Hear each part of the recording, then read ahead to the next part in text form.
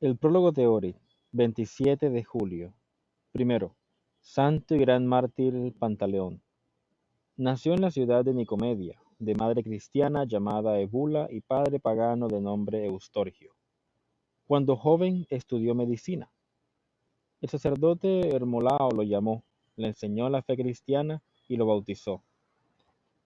Pantaleón milagrosamente curó a un hombre ciego, a quien los otros médicos intentaron curar en vano. Le curó en el nombre de Jesucristo y lo bautizó. Pero los otros médicos, por envidia, acusaron a Pantaleón de ser cristiano, y Pantaleón fue llevado ante el emperador Maximiano para ser enjuiciado. Abro comillas. Y estaba ante el rey terrenal en cuerpo, pero con su espíritu estaba ante el emperador celestial. Cierro comillas. Ante el emperador, él libremente declaró ser cristiano, y ante sus ojos curó a un hombre paralítico de una penosa enfermedad. Este milagro acercó a muchos paganos a la fe cristiana. El emperador lo entregó a las torturas, pero el Señor se le apareció varias veces y lo mantuvo sano y salvo. Entonces San Hermolao fue martirizado con Hermipas y Hermócrates.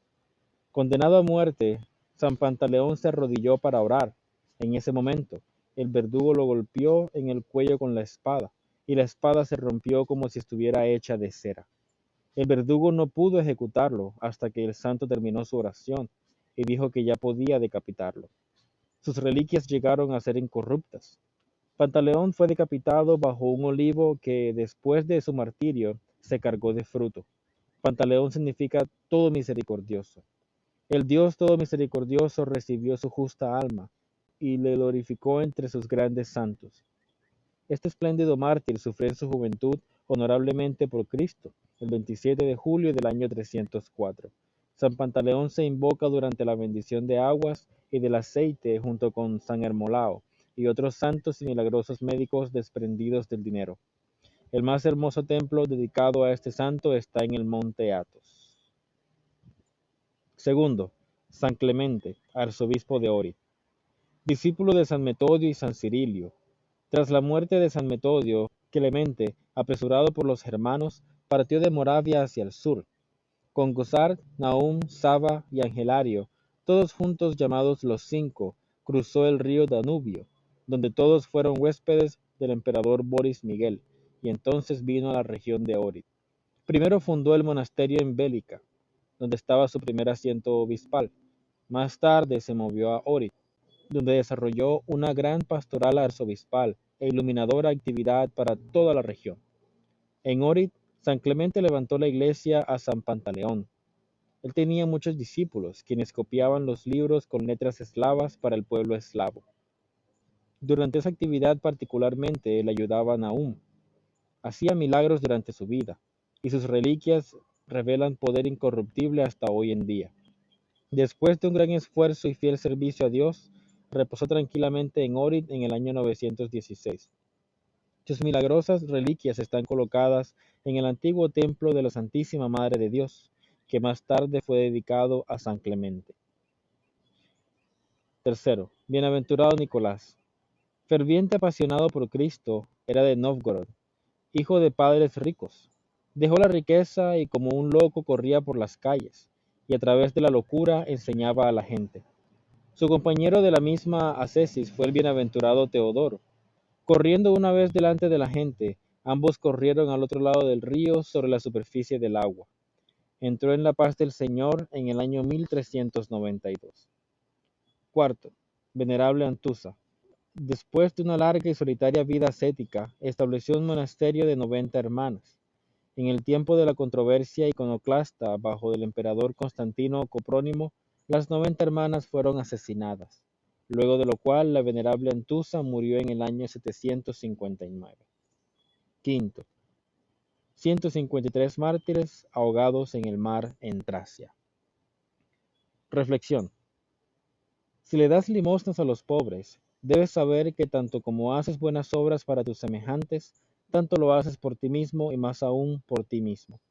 San Antonio dice, tanto la vida como la muerte nos llegan de nuestro prójimo.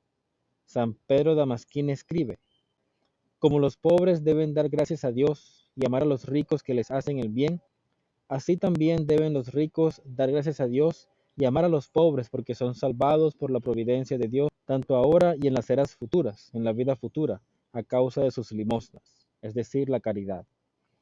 Porque sin los pobres, no solo no pueden obtener la salvación de sus almas, sino que no pueden evitar las tentaciones de la riqueza. Las limosnas que se dan por vanidad o por desdén no benefician en nada. En tiempos anteriores, los ricos trajeron oro a los ermitaños y les suplicaron que lo aceptaran. Es raro que los ermitaños aceptaran alegremente la limosna, y cuando la aceptaron por compasión hacia los ricos que la daban.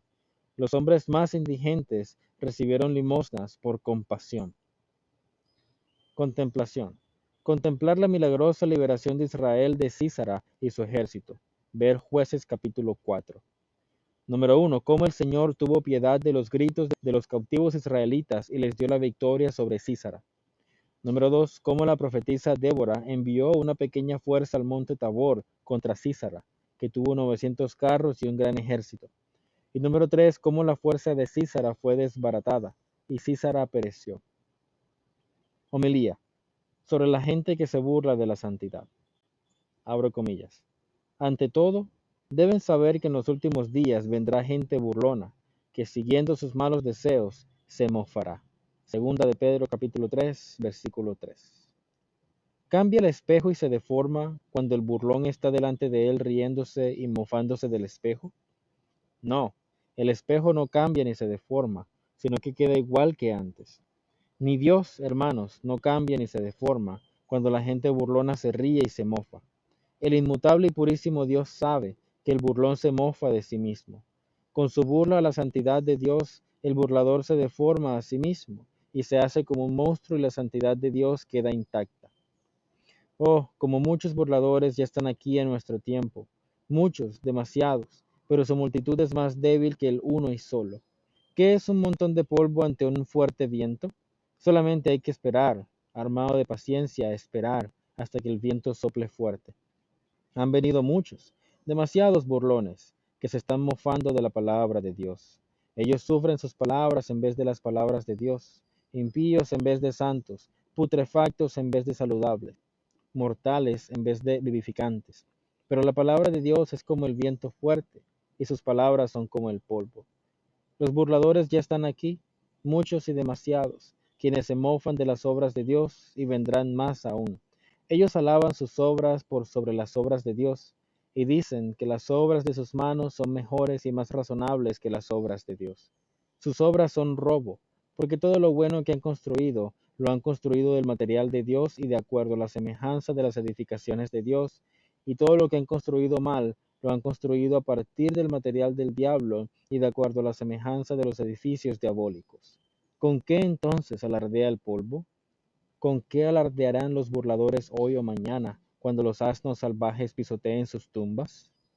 Señor purísimo, santas y poderosas son tus palabras, como un viento fuerte, y santas son tus obras, y no hay un número o medida de ellas.